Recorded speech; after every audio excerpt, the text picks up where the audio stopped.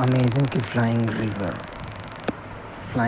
Amazon संरक्षण के अंतर्गत monitoring of the Indian Amazon project monitoring of the Indian Amazon project map द्वारा किए गए नए शोध में चेतावनी दी गई कि निरंतर वनोन्मूलन अमेज़न की फ्लाइंग रिवर को बाधित कर रही है। फ्लाइंग रिवर वायु में प्रवाहित आर्द्रता की धाराएं जो अमेज़न वर्षावन में वृक्षों द्वारा वाष्पोत्सर्जन के माध्यम से जल वाष्प उत्सर्जित करने पर बनती हैं, मगर यह वाष्प वायुमंडलीय धाराओं से मिलकर आर्द्रता को फ्लाइंग रिवर बनाती है, जो दक्षिण अमेरिका से होते हुए पश्चिम की ओर प्रवाहित होती है एवं इंडीज, मध्य ब्राज़ील तथा यहाँ तक कि अर्जेंटीना तक वर्षा लाती है। जलवायु नियमन में भूमिका वृक्ष वाष्पोत्सर्जन के माध्यम से अमेज़न की लगभग आधी वर्षा का पुनर्चक्रण करते हैं। ये वायुमंडलीय नमी प्रवाह क्षेत्रीय वर्षा पैटर्न, कृषि और नदी प्रणालियों को बनाए रखते हैं। इस शब्द की उत्पत्ति ब्राज़ीलियाई जलवायु वैज्ञानिक कार्लोस नोब्रे द्वारा वर्ष 2006 में गढ़ा गया, जिसका उद्देश्य अमेज़न पारिस्थितिकी तंत्र को बनाए रखने वाली वाष्प की अदृश्य नदियों का वर्णन करता है। बारातांग पंख ज्वालामुखी भारत में एकमात्र पंख ज्वालामुखी मड वोल्केनो, जो अंडमान निकोबार द्वीप समूह की बारातांग आइलैंड में स्थित में 2 अक्टूबर 2025 को 20 वर्षों बाद उद्गार हुआ। पंख ज्वालामुखी भूवैज्ञानिक संरचनाएं हैं जो पृथ्वी की गहराई में पंख और जल एवं गैस बाहर निकलती है, जिससे गड्ढे निर्मित होते हैं। सिदो आर्जो मड फ्लो इंडोनेशिया में स्थित है। यह विश्व का सबसे बड़ा पंख ज्वालामुखी है।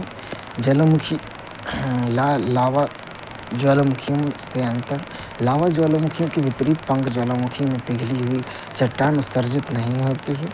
इसकी गतिविधि मैग्मा के स्थान पर कार्बनिक पदार्थ के विघटन से उत्पन्न गैस दबाव से संचालित होती है। लावा ज्वालामुखियों की तुलना में इसका उद्गार पदार्थ सामान्य तौर पर ठंडा और कम विस्फोटक होता है। गतिशील भूजल संसाधन मूल्यांकन रिपोर्ट 2024 हाल ही में केंद्रीय जल शक्ति मंत्री ने 2024 के लिए पूरे देश के लिए गतिशील भूजल संसाधन मूल्यांकन रिपोर्ट जारी की है। यह मूल्यांकन केंद्रीय भूजल बोर्ड CGWB और राज्य केंद्रशासित प्रदेशों द्वारा संयुक्त रूप से किया गया था।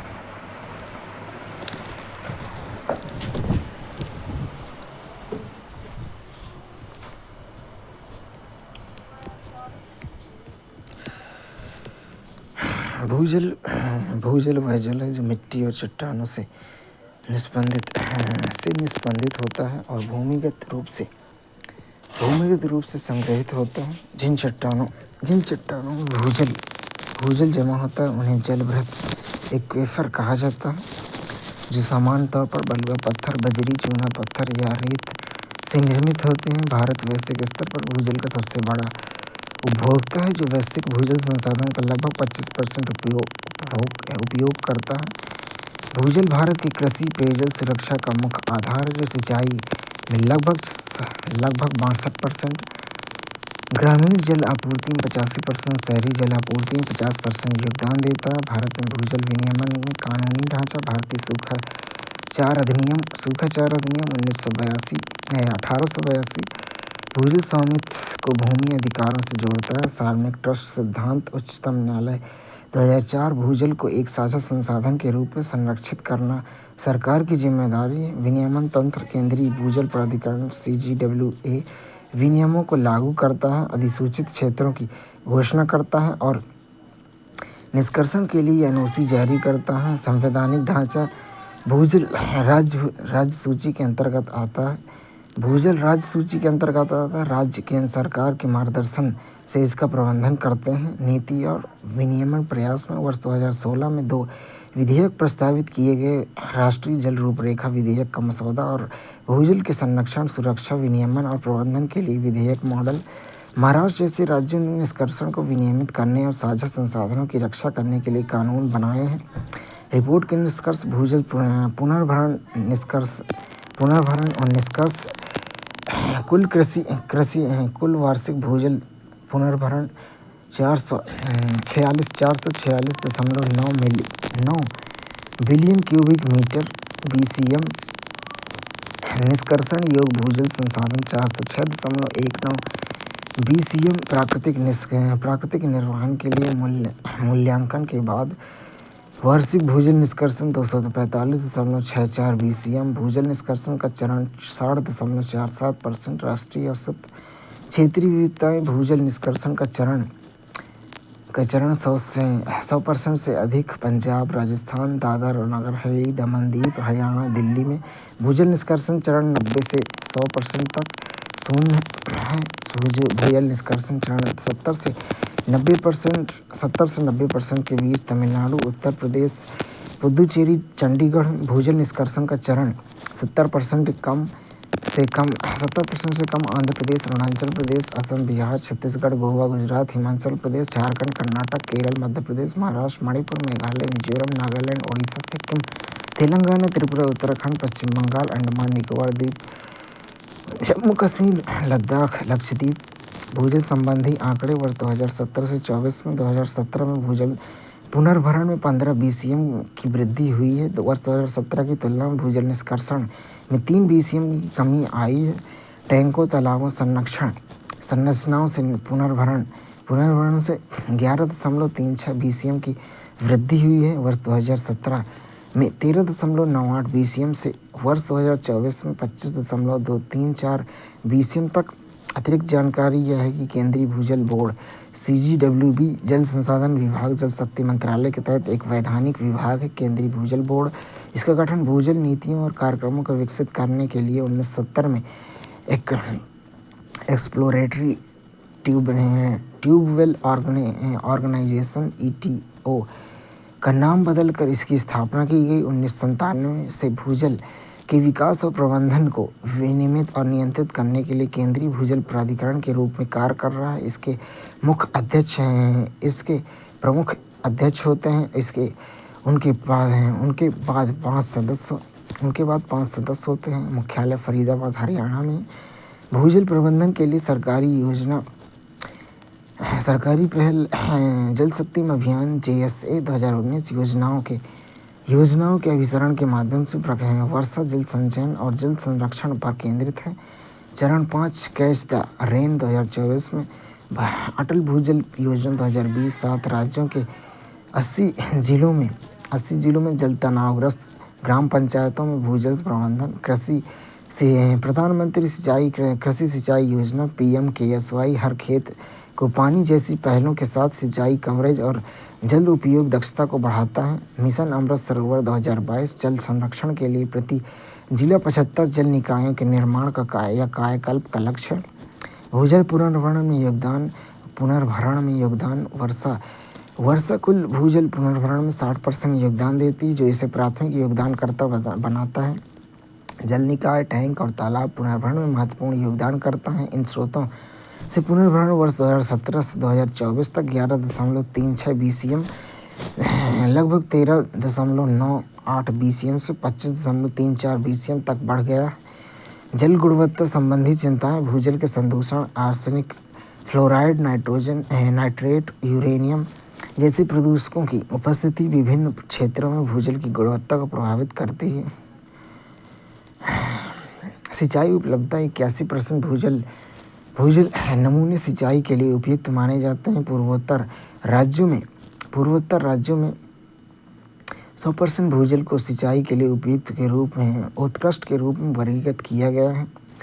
भारत में नदी जोड़ो परियोजना, भारत के प्रधानमंत्री ने केन बेतवा नदी जोड़ो परियोजना का शुभारंभ किया है। केन बेतवा नदी जोड़ो परियोजना ये एक नदी जोड़ो परियोजना जिसके अंतर्गत मध्य प्रदेश की केन नदी से अधिशेष जल को उत्तर प्रदेश की बेतवा नदी में स्थानांतरित किया जाएगा। स्वीकृति दिसंबर 2021 में मिली है। विशेष प्रयोजन SPV केन बेतवा लिंक परियोजना प्राधिकरण KBLPA जो परियोजना कार्यान्वयन की निगरानी करेगा। लिंक नहर की लंबाई 221 किलोमीटर जिसमें 2 किलोमीटर लंबी सुरंग शामिल है। प्रथम चरण में दौधन बांध परिसर तथा उससे संबंध इकाइयों का निर्माण। इस बांध से 103 मेगावाट जल विद्युत उत्पादन की अपेक्षा है। चरण 2 में इसमें तीन घटक शामिल हैं: लोअर आर्क बांध, बीना कॉम्प्लेक्स परियोजना तथा कोटा बैराज। भारत में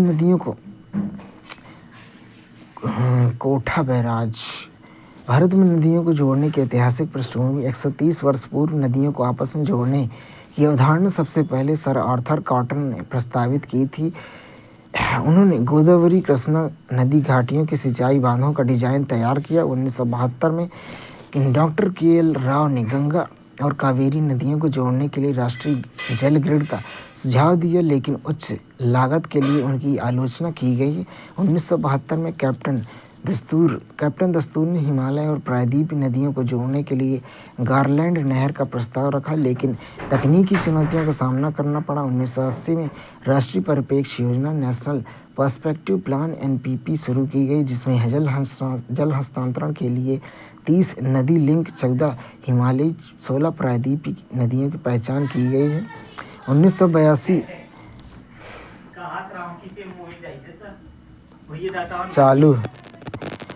1982 व्यवहार्यता अध्ययन करने के लिए राष्ट्रीय जल विकास एजेंसी (NWDA) की स्थापना की गई।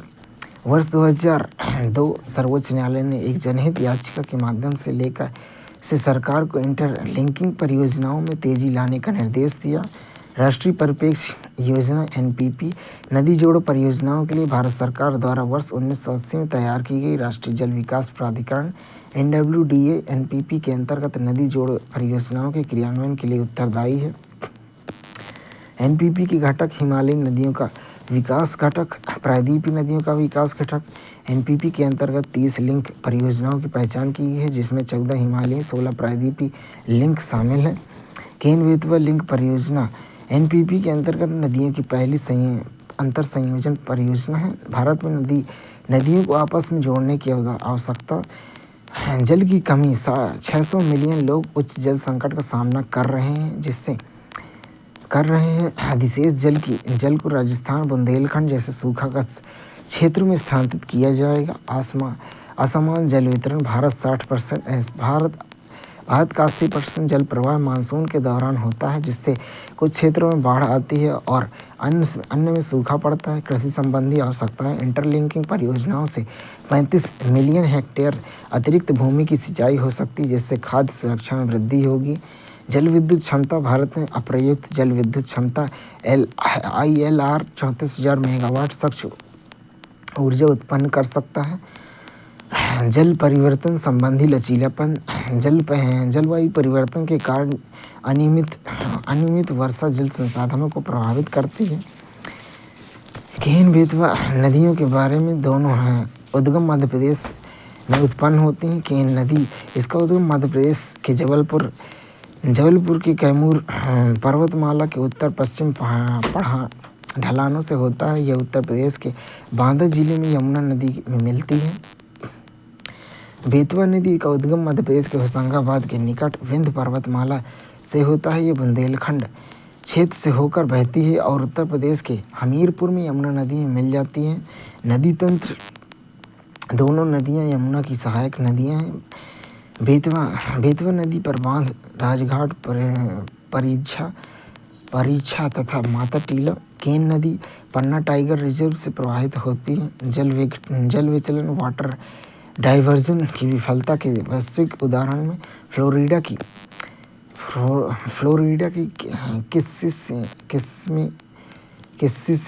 किस्सिसिम्मी नदी नहरीकरण चैनलाइजेशन के कारण व्यापक आर्द्रभूमि का नुकसान हुआ है, जिसकी भरपाई के लिए महंगे पुनर्स्थापन प्रयास करने पड़े। अराल सागर, जो कभी एक विशाल झील था, सोवियत काल की सिंचाई परियोजनाओं के लिए नदियों का जल मोड़े जाने से एक रेगिस्तान में बदल गया। दक्षिणी कैलिफोर्निया में वनाग्नि: कैलिफोर्निया के लॉस एंजल्स के कई हिस्सों में वनाग्नि के लगभग 1,80,000 लोग प्रभावित हुए हैं। जंगल में आग लगने के प्रमुख कारण सूखा और वनस्पति का अत्यधिक सूखापन। 2022-23 से 2022-23 में असामान्य वर्षा के बावजूद कैलिफोर्निया में 2024 के दौरान रिकॉर्ड स्तर की शुष्क सर्दी देखी गई। इस वैकल्पिक आर्द्र शुष्क चक्र के कारण घनी वनस्पति विकसित हुई, जो बाद में सूख कर अत्यधिक ज्वलनशील ईंधन में बदल गई। प्रबल सेंटा एना पवनें अक्टूबर से जनवरी के बीच चलने वाले शुष्क ढलान की ओर बहने वाली सेंटा एना पवनों ने आग के प्रसार को तीव्र कर दिया। जलवायु परिवर्तन और अत्यधिक गर्मी मध्य 2024 में आई तीव्र हीट वेव और पिछले 150 वर्षों से दूसरी सबसे शुष्क अवधि में मिट्टी और वनस्पति के सूखापन को और अधिक बढ़ा दिया है। जलवायु एवं पर्यावरणीय पृष्ठभूमि। जलवायु प्रकार कैलिफोर्निया की भूमध्यसागरीय जलवायु में गर्म व शुष्क ग्रीष्मकाल तथा हल्की व आर्द्र सर्दियाँ होती हैं, जिससे शुष्क मौसम के दौरान यह क्षेत्र स्वभावतः आग प्रवण बन जाता है। प्राकृतिक ईंधन, सूखी घास, झाड़ियाँ और वन कचरे का संचय, साथ ही तीव्र ढाल वाला भू आकृतिक स्वरूप प्रचुर मात्रा में ज्वलनशील सामग्री प्रदान करता है। उत्तेजक कारक में बार बार पड़ने वाले सूखे, औसत तापमान में वृद्धि तथा तेज पवनों ने मिलकर जंगल की आग की घटनाओं को अधिक तीव्र बना दिया है। व्यापक संदर्भ में कैलिफोर्निया की जंगल की आग जलवायु प्रेरित चरम मौसम की वैश्विक प्रवृत्ति को दर्शाती है, जो बढ़ती तापमान, अनियमित वर्षा और बदलती पवन प्रणालियों को से संचालित हो रही है।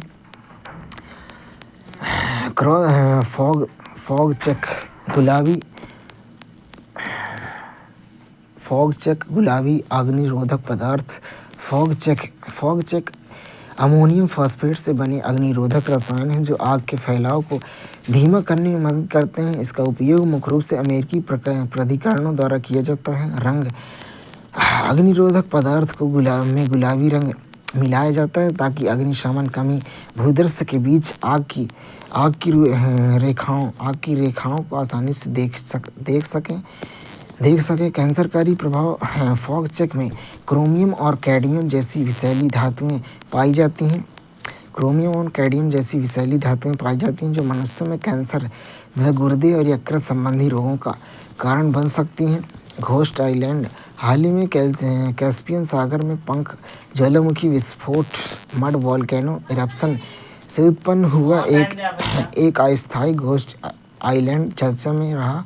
ये द्वीप 2023 की शुरुआत में उभरा एवं वर्ष 2024 के अंत तक समुद्र में समा गया। घोस्ट आइलैंड एक ऐसी अस्थायी भू-आकृति को संदर्भित करता है जो प्राकृतिक, भूवैज्ञानिक या पर्यावरणीय प्रक्रियाओं जैसे पंख ज्वालामुखी विस्फोट, अवसाद, तलछट का संचय अथवा ज्वार-भाटा और अपरदन की क्रियाओं के कारण प्रकट होता है और समय के साथ लुप्त हो जाता है। कैस्पियन सागर में घोस्ट आइलैंड का निर्माण कुमानी बैंक पंख ज्वालामुखी विस्फोट कुमानी बैंक मड वोल्केनो से हुआ था। पंख ज्वालामुखी मड वोल्केनो एक भूवैज्ञानिक घटना जिसमें गैस, तरल पदार्थ और तलछट सतह पर फूटते हैं, जिससे अस्थायी भू-आकृतियों का निर्माण होता है। ये प्राय टेक्टोनिक क्षेत्रों में पाए जाते हैं तथा इसमें मीथेन मृतिका का उद्गार हो सकता है, जिससे कभी कभी भयंकर विस्फोट हो सकते हैं। ये प्राय उच्च भूमिगत दबाव वाले टेक्टोनिक रूप में सक्रिय क्षेत्रों में बनते हैं। उदाहरण के लिए अजरबैजान कुमानी बैंक सहित 300 से अधिक पंख ज्वालामुखी का क्षेत्र खतरे ज्वलनशील गैस उत्सर्जन, बड़े पैमाने पर तलछट निष्कासन और यहाँ तक कि खतरनाक उद्गार भी संभावना है। कवचम केरल के प्रधानमंत्री ने हाल ही में कवचम लॉन्च किया है, जो विश्व में सबसे तेज मौसम चेतावनी प्रणाली में से एक है। कवचम का अर्थ केरल चेतावनी संकट और खतरा प्रबंधन प्रणाली, Kerala warning crisis and hazardous management system है। यह एक उन्नत आपदा चेतावनी प्रणाली है जो राज्य की प्रारंभिक आपदा तैयारियों एवं सार्वजनिक सुरक्षा में सुधार के लिए अलर्ट सायरन और तथा वैश्विक मौसम मॉडल को एकीकृत करती है। विकासकर्ता केरल राज्य आपदा प्रबंधन प्राधिकरण KSDMA वित्त पोषण इस पहल को राष्ट्रीय चक्रवात जोखिम शमन परियोजना के हिस्से के रूप में राष्ट्रीय आपदा प्रबंधन प्राधिकरण एवं विश्व बैंक द्वारा वित्त पोषित किया गया था। संचालन राज्य आपातकालीन संचालन केंद्र द्वारा जो तालुका उप जिला स्तर पर कार्य करेगा और सभी संवेदनशील क्षेत्रों को संबोधित करेगा। आकांक्षी ब्लॉकों में जल बजट पर रिपोर्ट। नीति आयोग ने 2025 में आकांक्षी ब्लॉकों में जल बजट रिपोर्ट जारी की, जिसका उद्देश्य ब्लॉक स्तर पर डेटा आधारित जल योजना को बढ़ावा देना है। इस पहल को वरुणी वेब प्लेटफॉर्म के माध्यम से कार्यान्वित किया जाएगा ताकि वाटर विजन @2047 के लक्ष्य को हासिल किया जा सके। वरुणी वेब प्लेटफॉर्म राष्ट्रीय जल budget report. Varuni web platform एक स्वचालित वेब एप्लीकेशन है जो जल की मांग आपूर्ति अंतर को मापता है और क्षेत्रीय सेक्टोरल हॉटस्पॉट की पहचान करता है। डेटा और पायलटिंग सरलता विस्तार क्षमता और ब्लॉक स्तरीय प्रशासनिक उपयोग के लिए सार्वजनिक रूप से उपलब्ध डेटा सेट का उपयोग। 11 राज्यों में 18 आकांक्षी ब्लॉक और 8 कृषि जलवायु क्षेत्रों में पायलट परियोजना किया गया। मांग पक्ष का ढांचा। Demand side framework. मांग पक्ष मानव मांग ग्रामीण में 55 एलपीसीडी, शहरी में 150 एलपीसीडी। इसमें 20% परिवहन हानि शामिल है। वार्षिक जनसंख्या अनुमानित 25% दशकवार वृद्धि को मानकर। पशुपालन मांग ICAR के गुणांक आधारित ग्रामीण अर्थव्यवस्था के लिए महत्वपूर्ण है। कृषि मांग फसल जल आवश्यकता 0.50 मीटर निर्धारित ब्लॉक जल आवश्यकता का 70 से 90%। औद्योगिक मांग आंकड़े में कमी के कारण मैनुअल ब्लॉक स्तरीय इनपुट के माध्यम से शामिल किया गया है। आपूर्ति पक्ष का ढांचा। Supply side framework. स्रोत सतही जल तालाब टैंक जलाशय भूजल इनग्रेस INGRES और अंतर बेसिन जलांतरण नहर पाइपलाइन। अपवाह अनुमान जलग्रहण क्षेत्रों को अच्छा औसत खराब में वर्गीकृत करने के लिए स्ट्रेंज की नलिका का उपयोग करता है। सतही जल उपलब्धता। पहली राष्ट्रीय जल संरचना जनगणना से 24.24 लाख संरचनाएं। तालाब 59.5%। भूजल स्थिति ब्लॉक के अनुसार सुरक्षित या अर्ध आलोचनात्मक या अधिक उपयोग। जल स्थानांतरण नहर सिंचाई परियोजनाएं JJM पाइपलाइन और औद्योगिक आपूर्ति को जिला या ब्लॉक इनपुट में शामिल है। क्षेत्र विशिष्ट परिणाम। सबसे अधिक घाटा नामची सिक्किम में 94%, गंगगिरी उत्तर प्रदेश 60%, बलदेवगढ़ मध्य प्रदेश में 53%, अड़िमदाम तमिलनाडु में 42%। हिमालयी ब्लॉक नर्मद रूपसो ग्लेशियर या स्रोत जल से अधिशेष लेकिन सीमित सिंचाई। गुजरात में कुकारमुंडा उकाई बांध के बावजूद 3,90,541 हेक्टेयर मीटर। 96% जल भूजल से प्राप्त किया जाता है। बुंदेलखंड कठोर शिला जल भंडारण और कम जल भंडारण क्षमता के कारण सबसे अधिक जल तनाव। फसल जल आवश्यकता। क्रॉप वाटर रिक्वायरमेंट CWR किसी फसल को अपनी इष्टतम वृद्धि और उपज के लिए आवश्यक जल की मात्रा। भारत भूजल संसाधन आकलन प्रणाली इनग्रेस भूजल संसाधनों के आकलन के लिए CGWB और IIT हैदराबाद द्वारा विकसित एक वेब आधारित अनुप्रयोग है। स्ट्रेंज की तालिका विधि। स्ट्रेंज ट्रेवल मेथड एक अनुभवजन्य जल विज्ञान मॉडलिंग तकनीकी जिसका व्यापक उपयोग जल ग्रहण क्षेत्रों के अच्छे औसत या खराब वर्गीकरण के आधार पर वर्षा को अपवाह तंत्र में परिवर्तित करने के प्रतिशत प्रदान करने के लिए किया जाता है। जल बजट एक वैज्ञानिक लेखांकन ढांचा जो किसी परिभाषित क्षेत्रों में सभी जल प्रवाह निकासी भंडारण स्थानांतरण को मापता है ताकि मांग आपूर्ति संतुलन का मूल्यांकन किया जा सके। मुख्य घटक में मांग मानव ग्रामीण क्षेत्रों में 55 LPCD, शहरी में 150 LPCD, पशुपालन ICAR मानक, कृषि में फसल जल आवश्यकता 0.50 मीटर, उद्योग में आपूर्ति में सतही जल, तालाब, टैंक, जलाशय, भूजल में इंग्रेस डेटा आधारित अपवाह, अंतर्बेसिन स्थानांतरण, संतुलन तंत्र, कुल उपलब्ध जल की तुलना कुल मांग से की जाती है ताकि अधिशेष या घाटे की पहचान की जा सके। यह एक वैज्ञानिक लेखांकन ढांचा है जो परिभाषित भौगोलिक क्षेत्र में सभी जल प्रवाह, निकासी, भंडारण और स्थानांतरण की मांग को मापकर मांग आपूर्ति संतुलन का मूल्यांकन करता है। आकांक्षी ब्लॉक कार्यक्रम ABP इसकी शुरुआत माननीय प्रधानमंत्री द्वारा जनवरी 2018 में की गई थी, जिसका उद्देश्य 112 पिछड़े जिलों को तेजी से विकसित करना। इसका उद्देश्य जीवन स्तर में सुधार, समावेशी विकास को बढ़ावा देना, सबका साथ सबका विकास सबका विश्वास के तहत भूजल निष्कर्षण स्तर SOE एक संकेत है। यह एक संकेतक है जो किसी ब्लॉक में भूजल की स्थिति को दर्शाता है। गणना कुल भूजल निष्कर्षण का वार्षिक निष्कर्षण योग भूजल से अनुपात, वर्गीकरण सुरक्षित सेफ 70% से कम, अर्ध आलोचनात्मक सेमी क्रिटिकल 70 से 90%, आलोचनात्मक 90% से 100%, अत्यधिक उपयोग ओवर एक्सप्लॉइटेड 100% से अधिक।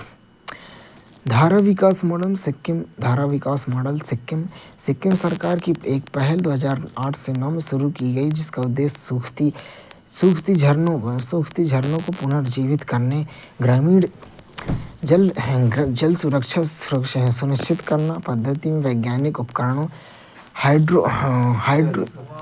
हाइड्रोजियोलॉजिकल अध्ययन GIS मैपिंग को पारंपरिक सामुदायिक ज्ञान के साथ एकीकृत करता है।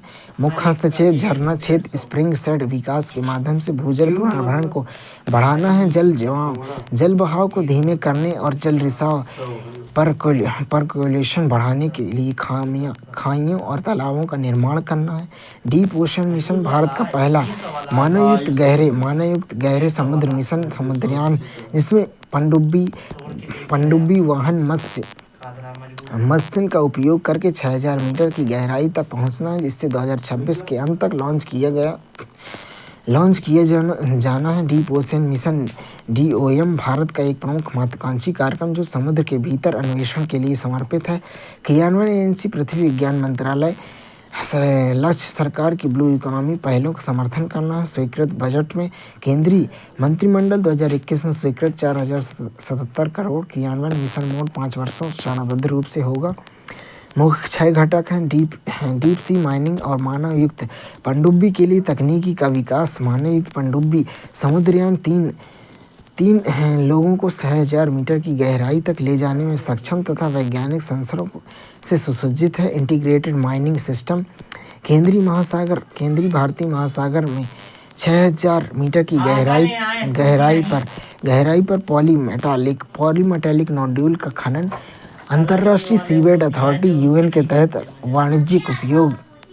वाणिज्यिक उपयोग की तैयारी। Ocean climate change advisory services का विकास। जलवायु चर के प्रक्षेपण। मौसमी के दशक तक के लिए अवलोकन और मॉडल विकसित करना। जलवायु लचीलापन और तटीय पर्यटन का समर्थन करना। गहरे समुद्र जैव विविधता के अन्वेषण और संरक्षण के लिए तकनीकी नवाचार।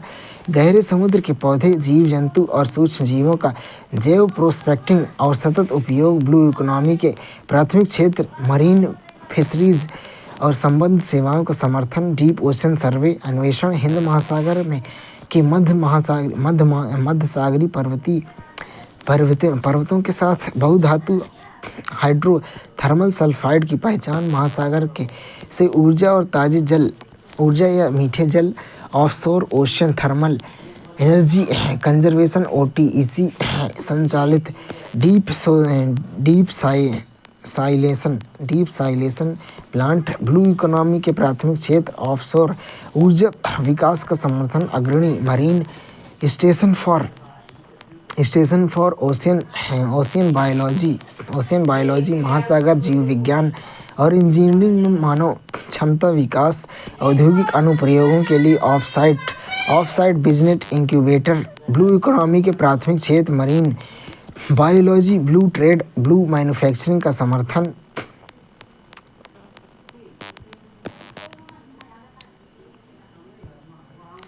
मत्स्य 6000 पनडुब्बी, यह भारत का प्रमुख गहरे समुद्र का पनडुब्बी है जिसे 6000 की गहराई तक पहुंचने के लिए निर्देशित किया गया है। चालक दल, इसमें 3 सदस्यों का दल बैठ सकता है। यह वैज्ञानिक अवलोकन, साक्ष्य संग्रह और प्रयोगों के लिए सेंसर और उपकरणों के से सुसज्जित है। विकासकर्ता चेन्नई के national institute of ocean technology NIOT द्वारा निर्माण। यह टाइटेनियम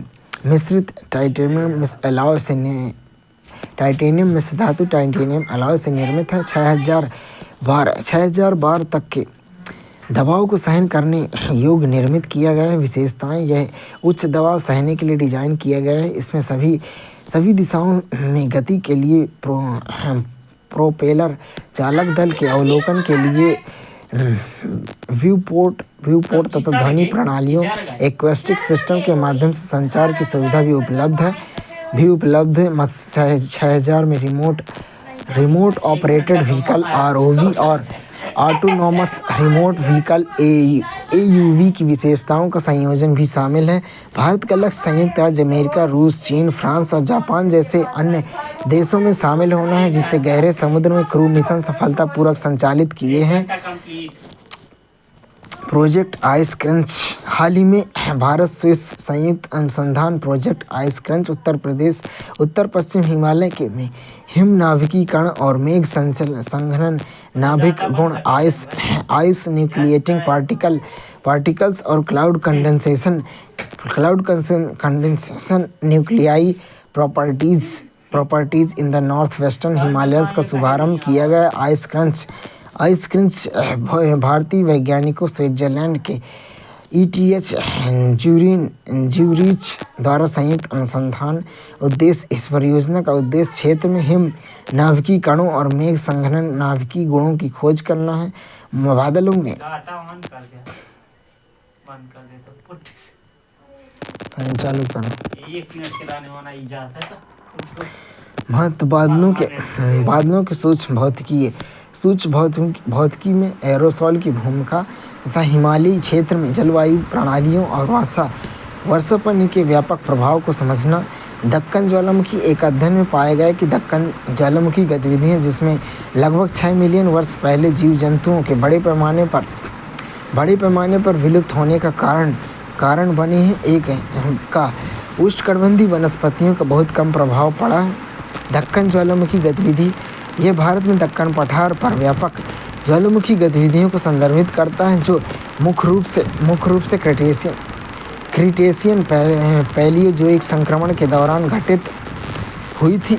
मुख्य विशेषताएं, दक्कन ट्रैप का निर्माण, ये विशाल ठोस लावा की परतें हैं जो बड़े पैमाने पर ज्वालामुखी विस्फोटों से बनी तथा इन विस्फोटों ने मध्य एवं पश्चिम भारत में डेक्कन पठार का निर्माण किया। प्यूरियन हॉटस्पॉट ज्वालामुखी गतिविधि तब हुई जब भारतीय प्लेट उत्तर की ओर रियूनियन हॉटस्पॉट के ऊपर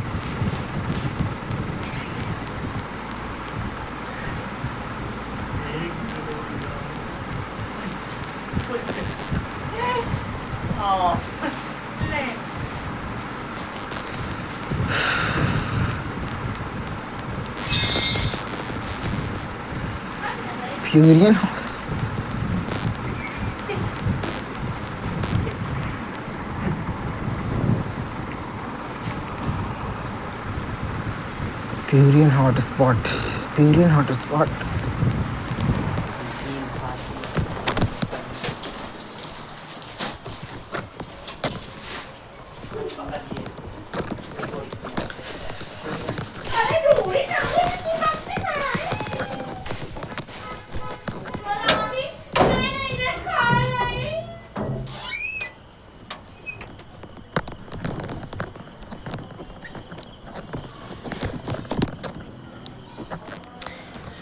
हॉटस्पॉट प्यूरियन हॉटस्पॉट ज्वालामुखी गतिविधि तब हुई जब भारतीय प्लेट की ओर भारतीय प्लेट की ओर रियूनियन हॉटस्पॉट के ऊपर से गुजर रही थी, जो अब प्यूरियन द्वीप पर स्थित है।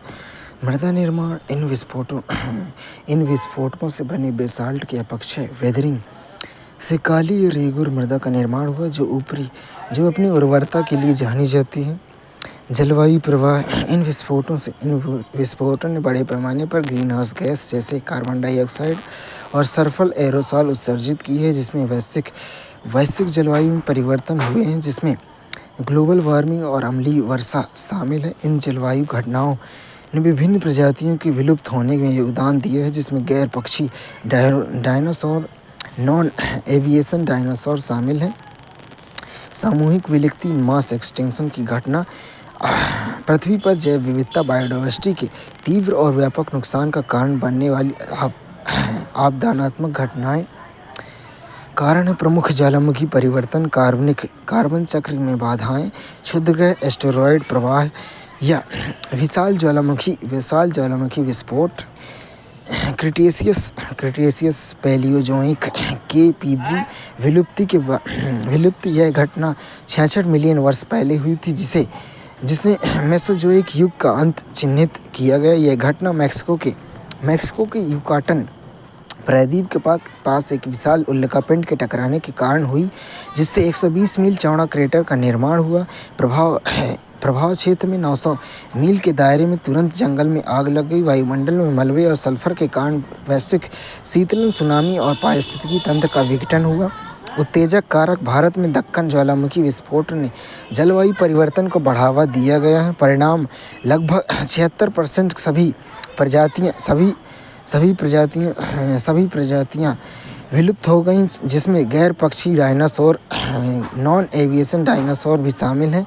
मोरंग गंजाल सिंचाई परियोजना, राष्ट्रीय बांध संरक्षण प्राधिकरण NTCA ने मध्य प्रदेश में मोरंग गंजाल सिंचाई परियोजना, मोरंग गंजाल इरिगेशन प्रोजेक्ट के बारे में चेतावनी जारी की। मोरंग गंजाल सिंचाई परियोजना के कारण सतपुड़ा वन्यजीव अभयारण्य और मेलघाट टाइगर रिजर्व में बाघों के महत्वपूर्ण आवास में जलमग्न होने की संभावना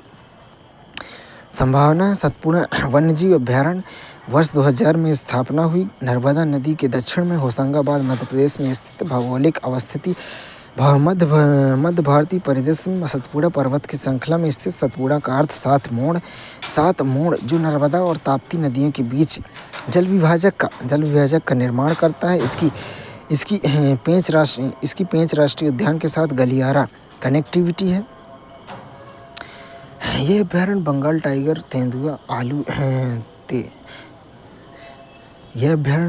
टाइगर, तेंदुआ, भालू, इंडियन बाइसन एवं विविध वनस्पतियों का आवास क्षेत्र। मेलघाट टाइगर रिजर्व, मेलघाट का अर्थ है विभिन्न घाटियों का संगम, जो परिदृश्य को दर्शाता है। अवस्थिति मध्य भारत में सतपुड़ा हिल रेंज की दक्षिणी शाखा में स्थित है, जिसे महाराष्ट्र में गहलगढ़ हिमालय की नदी गहलगढ़ हिम के नाम से जाना जाता है। स्थापना प्रारंभ में वन्यजीव अभयारण्य 1667, बाद में 1974 में टाइगर रिजर्व घोषित किया गया। महत्व में महाराष्ट्र का पहला टाइगर रिजर्व प्रोजेक्ट टाइगर 1973-74 के तहत पहले 9 रिजर्वों में से एक है। हाइड्रोलॉजी और सीमाएं, 5 नदियों के जलग्रहण क्षेत्र, कैचमेंट,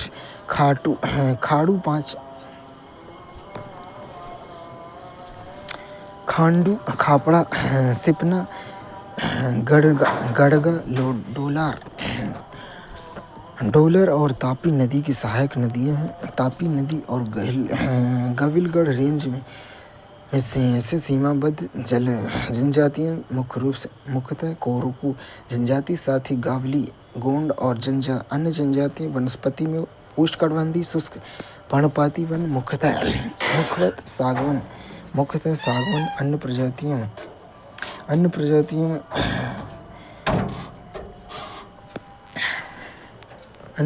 में लैंगरस्ट्रोमिया पार्विफ्लोरा, टर्मिनालिया टोमेंटोसा, ओमेंगेनिया ओरिजिनेंसिस, आंवला एम्बेलिका, ऑफिसिनिलिस और बांस शामिल है। जंतु में इसके बाघों के अलावा स्लॉथ, भालू, भारतीय गौर, सांभर, हिरण, तेंदुआ, नीलगाय, ढोल, हाइना, जंगली बिल्ली, लंगूर आदि।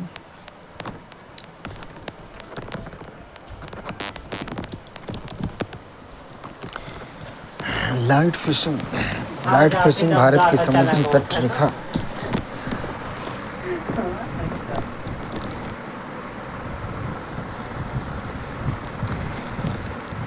Light fish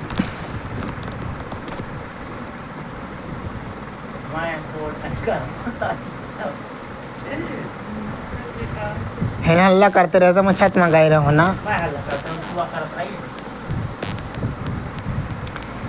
light fishing Bharat की समुद्र तट रेखा जो जैव विविधता में समृद्ध है, लाखों मछुआरों का घर है। अब लाइट फिशिंग जैसी प्रतिबंधित मछली पकड़ने की प्रथा के कारण खतरे में है। लाइट फिशिंग मछली और स्क्विड को आसानी से पकड़ने के लिए सतह पर आकर्षित करने के लिए उच्च शक्ति वाली कृत्रिम रोशनी LED का उपयोग करने की एक विधि है।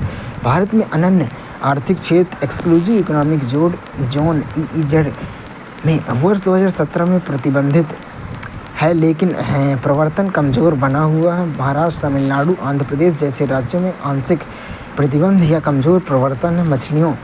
मछलियों में फोटोटैक्टिक्स प्रवृत्तियाँ, फोटोटैक्टिक टेंडेंसीज, फोटोटैक्टिक प्रकाश प्रतिक्रिया। कई मछलियाँ सकारात्मक फोटोटैक्टिक दिखाती हैं, प्रकाश की ओर बढ़ती हैं। कुछ नकारात्मक फोटोटैक्टिक दिखाती हैं, प्रकाश से दूर जाती हैं। भोजन श्रृंखला पर प्रभाव प्रकाश प्लांक्टन को आकर्षित करता है, जो मछलियों का प्राथमिक भोजन है, जिसमें मछलियाँ प्रकाशित क्षेत्रों के आसपास इकट्ठी हो जाती हैं। साइकेडियन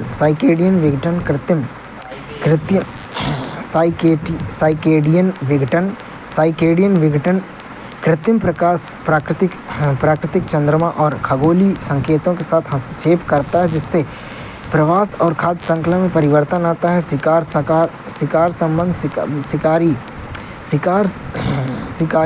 शिकारी मछलियाँ प्रकाश को छोटे शिकार की उपस्थिति के संकेत के रूप में मानती हैं। शारीरिक संवेदनशीलता गहरे समुद्र और रात्रिचर मछलियों की आंखें प्रकाश संवेदनशील होती हैं। अचानक चमक उन्हें भ्रमित या स्तब्ध कर सकती हैं। लाइट फिशिंग के प्रभाव अति मछली पकड़ना। लाइट फिशिंग पूरी मछली की श्रेणियों को इकट्ठा करती हैं, जिससे स्थायी सीमा से अधिक मछली पकड़ी जाती है। प्रजनन बाधा कृत्रिम प्रकाश प्राकृतिक प्रजनन चक्र में हस्तक्षेप करता है। उच्च हाई बायकैच गैर चयनात्मक आकर्षण से युवा और लक्षित नहीं होने वाली प्रजातियां भी पकड़ में आती हैं। भोजन श्रृंखला में असंतुलन स्क्विड और छोटी मछलियों की कमी से शिकारी मछलियां, शार्क, डॉल्फिन, टूना शामिल होती हैं। हवाई नुकसान तीव्र प्रकाश और उपकरणों से कोरल रीफ और नाजुक समुद्री पारिस्थितिकी तंत्र बाधित होते हैं। रात्रिचर गतिविधियों में बाधा नॉकटर्नल डिसरप्शन कृत्रिम प्रकाश रात में सक्रिय प्रजातियों के प्रजनन प्रवास को प्रभावित करते हैं। लाइट फिशिंग को विनियमित करने के लिए वैश्विक प्रयास में घाना 12 समुद्री मील के भीतर आर्टिफिशियल लाइट पर पूर्ण प्रतिबंध लगा है। इंडोनेशिया ने सामुदायिक निगरानी मछुआरे ऐप्स के माध्यम से अवैध LED उपयोग की रिपोर्ट करते हैं। भूमध्यसागरीय इटली और स्पेन में LED कोटा अधिकतम 500 वाट प्रति पोत बायोडिग्रेडेबल रोशनी का प्रयोग। यूरोपीय संघ की सामान्य मत्स्य नीति, स्थायी मछली पालन के लिए मानकीकृत नियम और वित्त पोषण। नॉर्वे, जॉन मायन और स्वालबार्ड के पास कोस्ट स्टॉक की सुरक्षा के लिए लक्षित प्रतिबंध है। गहरे समुद्र में खनन पर वैश्विक चर्चा 17 मार्च 2025 से 2 सप्ताह तक जमैका में आयोजित की गई, जिसमें यूरोपीय संघ और लगभग 170 देशों ने भाग लिया।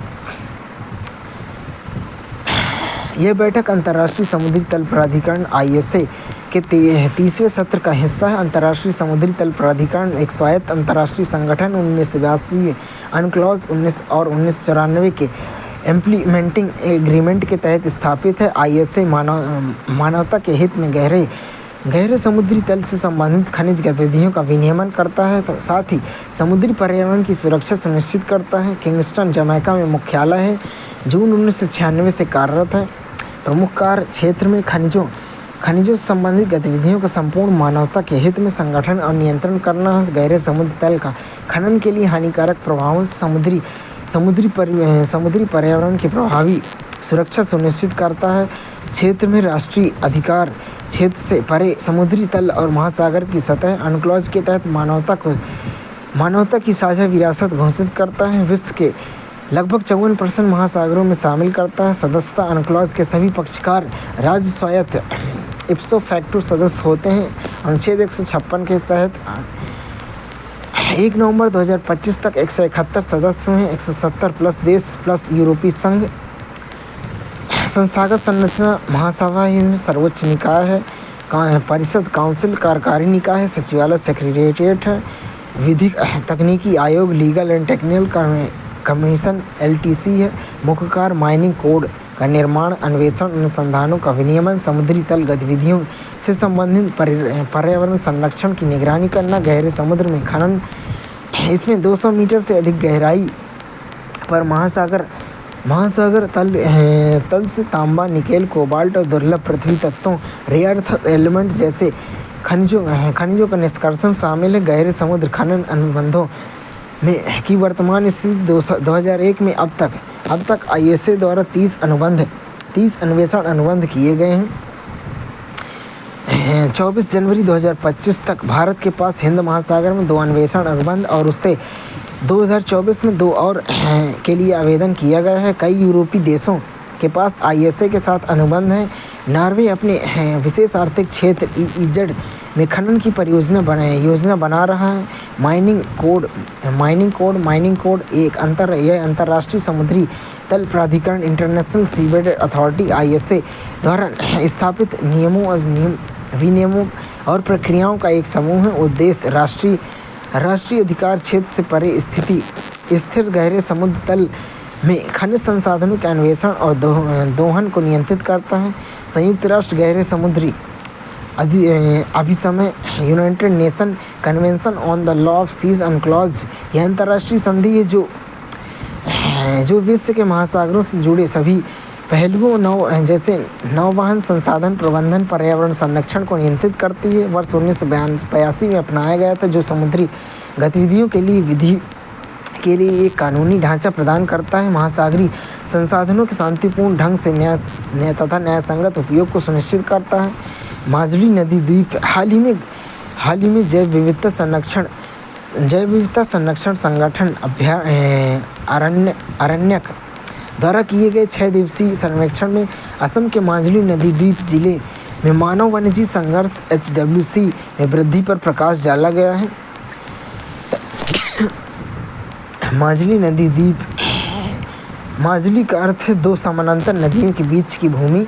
ब्रह्मपुत्र नदी असम जोरहाट के लगभग 20 से 40 किलोमीटर दूरी पर स्थित है। स्थिति विश्व का सबसे बड़ा नदी द्वीप है। भारत का पहला द्वीपीय जिला 2016 में घोषित है। सीमाएं ब्रह्मपुत्र से दक्षिणी सीमा और खैरकुटिया सूती ब्रह्मपुत्र की सहायक नदी जो उत्तर से सुबनसिरी नदी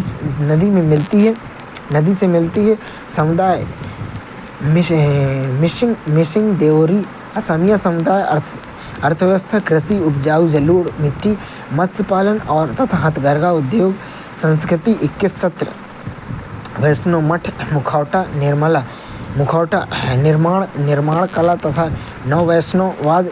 पारिस्थितिकी में आर्द्रभूमि और नदी तटीय वन तथा प्रवासी पक्षियों का प्रमुख केंद्र है। चुनौतियों में बाढ़, भूस्खलन तथा मानव वन्यजीव संघर्ष।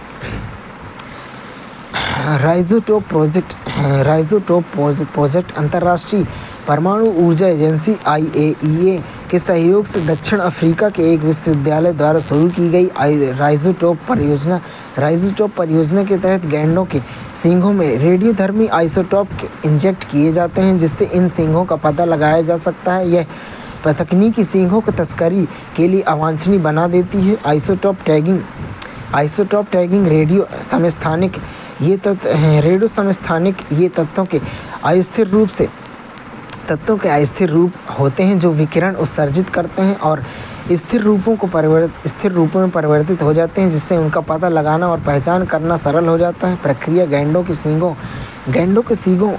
सींगों में गैर आक्रामक नॉन इन्वेसिव प्रक्रिया के माध्यम से रेडियोधर्मी समस्थानिकों की बहुत कम मात्रा इंजेक्ट की जाती है। इससे सीमा चौकियों, बंदरगाहों, हवाई अड्डों पर लगे रेडिएशन पोर्टेबल मॉनिटर्स आरपीएम द्वारा इनकी पहचाना जा सकता है, जो सामान्यतः अधिकृत परमाणु सामग्री पहचान के लिए उपयोग किए जाते हैं। परीक्षण प्रक्रिया में शोधकर्ताओं ने वास्तविक केराटिन की नकल करने वाले 3D प्रिंटेड गैंडे की सींगों का उपयोग करके 40 फुट लंबे शिपिंग कंटेनरों की पहचान की क्षमता का परीक्षण किया है। यह प्रक्रिया कस्टम एजेंटों द्वारा सींगों का पता लगाने में सफल सिद्ध हुई है, जिससे तस्करी करना और भी मुश्किल हो गया है। ग्रीन ग्रैबिंग एशिया विकास बैंक एडीबी द्वारा वित्त पोषित असम सोलर पार्क पर स्थानीय समुदायों ने स्वदेशी भूमि के कथित ग्रीन ग्रैबिंग का आरोप लगाते हुए विरोध किया है। ग्रीन ग्रैबिंग और लैंड ग्रैबिंग बड़ी कृषि इकाइयों द्वारा छोटे किसानों से भूमि अधिग्रहण का विस्तार करना। 2000 के दशक में पार राष्ट्रीय सौदों के माध्यम से जर्मनी के आकार में दोगुनी भूमि का अधिग्रहण किया गया। 2000 के बाद के दशक में 2000 के बाद लगभग 87% भूमि अधिग्रहण उच्च जैव विविधता वाले क्षेत्रों में किया गया। ग्रीन ग्रैबिंग प्रेरक तत्व कार्बन क्रेडिट, जैव विविधता ऑफसेट और स्वच्छ ईंधन योजनाओं के कारण भूमि अधिग्रहण पैमाना कार्बन ऑफसेट बाजार पर बड़े पैमाने पर भूमि सौदों का लगभग 20% हिस्सा है और अगले 7 वर्षों में इसके 4 गुना होने की संभावना है। शब्द की उत्पत्ति ग्रीन ग्रैबिंग शब्द का पहली बार उपयोग गार्जियन के पत्रकार जॉन विडाल ने पर्यावरणीय उद्देश्यों के लिए भूमि और संसाधनों के अधिग्रहण का वर्णन करने हेतु किया था। प्रभाव इससे समुदायों का विस्थापन, आजीविका की हानि, खाद्य अस्थिरता तथा स्थायी ज्ञान और जैव विविधता का क्षरण होता है। रणनीतियाँ भूमि अक्सर संरक्षण या सतत विकास के बहाने जबरन रूप से अधिग्रहित की जाती हैं। निंगालू रीफ हाल ही में ऑस्ट्रेलिया में पश्चिमी तट के पास निंगालू रीफ में एक अभूतपूर्व सामूहिक कोरल ब्लीचिंग की घटना दर्ज की है। निंगालू रीफ ऑस्ट्रेलिया के पश्चिमी तट कोरल बे के पास स्थित है। निंगालू रीफ विश्व के सबसे बड़े फ्रीजिंग रीफ है। इसमें फ्रीजिंग रीफ में से एक है। यह ग्रेट बैरियर रीफ का हिस्सा नहीं। वृद्धि अभियान हाल ही में केरल के तिरुवनंतपुरम में वृद्धि 2025 द क्लीन कोरल कॉन्क्लेव नामक एक 5 दिवसीय सम्मेलन का आयोजन किया गया। वृद्धि अभियान केरल द्वारा 2 अक्टूबर 2024 को शुरू किया गया। इसका उद्देश्य सामुदायिक भागीदारी और व्यवहार परिवर्तन के माध्यम से ठोस अपशिष्ट प्रबंधन संकट को संबोधित करना है। मुख्य उद्देश्य में यह मन और पर्यावरण की स्वच्छता पर जोर देता है, जिसमें नौकरशाह, स्कूल, नागरिक समाज और स्वच्छता कर्मचारी शामिल होते हैं। अभियान का नारा मेरा कचरा मेरी जिम्मेदारी। एमसैंड राजस्थान के सतत निर्माण और बुनियादी ढांचे को बढ़ावा देने के लिए एमसैंड नीति 2024 एमसैंड पॉलिसी 2024 लागू की है। एमसैंड का तात्पर्य विनिर्मित रेत मैन्युफैक्चर्ड सैंड से है। यह एक कृत्रिम रेत है जिसमें vertical soft impact VSI machine का उपयोग करके कठोर पत्थरों को पीस कर या कुचल कर तैयार किया जाता है। इसका निर्माण कार्यों के लिए प्राकृतिक नदी की रेत की कमी को पूरा करने के उद्देश्यों से विकसित किया गया है। इसे शुरुआत में तमिलनाडु, केरल में बढ़ती निर्माण आवश्यकताओं को पूरा करने और पर्यावरणीय प्रभाव को कम करने के लिए प्रस्तुत किया गया था। उपलब्धता एमसैंड प्रचुर मात्रा में उपलब्ध है। नदी रेत लगातार घट रही है। कण का आकार एमसैंड कोणी और खुरदुरे होते हैं। नदी रेत गोल और चिकने होते हैं। एकरूपता एमसैंड सामान्य एक समान होते हैं। नदी रेत परिवर्तनशील होते हैं। अशुद्धियाँ एम सैंड में बहुत कम अशुद्धि होती है। नदी रेत में अशुद्धियों की उपस्थिति होती है। डैम सल्फाई की नई प्रजाति शोधकर्ताओं ने केरल के पश्चिमी घाट के वायनाड क्षेत्र में डैम सल्फाई की एक नई प्रजाति की खोज की है। नई डैम सल्फाई ये यूफेया डेनाडेम्स परिवार यूफेइडे केरल में दर्ज की गई 191वीं ओडोनेड या ओडोनाटा प्रजाति ड्रैगन फ्लाई और डैम्सडे फ्लाई पश्चिमी घाट में दर्ज की गई 223वीं ओडोनेड प्रजाति है। नोट ओडोनोट या ओडोनाटा जिसमें ड्रैगन फ्लाई और डैम्स फ्लाई शामिल है, कीटों की सबसे प्राचीन समूहों में से एक है। Baku to Belem roadmap Brazil में आयोजित 11वें ब्रिक्स पर्यावरणीय मंत्रियों की बैठक में भारत की सभी ब्रिक्स देशों से बाकू से बेलेम रोडमैप समर्थन करने का आग्रह किया गया। बाकू से बेलेम रोडमैप बाकू तो COP29 और COP30 बेलेम 2025 के बीच शुरू किया गया एक जलवायु वित्त ढांचा है। इसका मुख्य लक्ष्य राष्ट्रीय स्तर पर निर्धारित योगदान NDC का समर्थन करने के लिए वर्ष 2035 तक प्रत्येक वर्ष 1.3 ट्रिलियन अमेरिकी डॉलर जुटाना है। शामिल संगठन अजरबैजान और ब्राज़ील की UNFCCC COP प्रेसिडेंसी महत्व में समावेशी जलवायु कार्यवाही सुनिश्चित करना ताकि सतत विकास की ओर संक्रमण में गरीब देशों के पीछे न छूट जाएं। ब्रह्मपुत्र पर विश्व का सबसे बड़ा बांध चीन ने भारतीय सीमा के पास विश्व के सबसे बड़े जलविद्युत बांध के निर्माण को मंजूरी दे दी है। यारलुंग जांगपो नदी ब्रह्मपुत्र का तिब्बती नाम के पिछले प्रवाह क्षेत्र में हिमालयी क्षेत्र की एक घाटी में जहां यह नदी के एक बड़ा यूटर्न लेकर अरुणाचल प्रदेश में प्रवाहित होती है। उत्पत्ति प्रवाह ब्रह्मपुत्र की नदी कैलाश पर्वत के मानसरोवर तिब्बत झील के निकट यमा चेंगडोंग ग्लेशियर से निर्मित से सियांग या